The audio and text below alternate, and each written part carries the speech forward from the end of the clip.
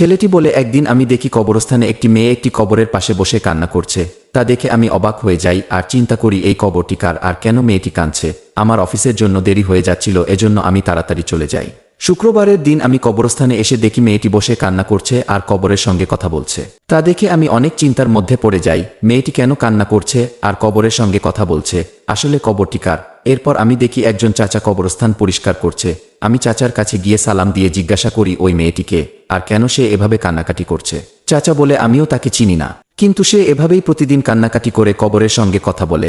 আমি তাকে অনেকবার জিজ্ঞাসা করেছি কিন্তু সে কিছুই বলে না। আমি বাড়িতে চলে যাই আর মেয়েটির কথা আমার মনে পড়তে থাকে।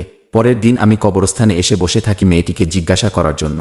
এরপর মেয়েটি এসে যখন কান্না করতে থাকে তখন আমি গিয়ে তাকে বলি, তুমি প্রতিদিন এমনটা কেন করো? আমাকে ভাই মনে করে সব খুলে বলো। মেয়েটি বলে, যদি জানতে চাও তাহলে আমার সাথে আমার বাড়িতে চলো, এরপরে যা হলো তা অবশ্যই দেখবেন।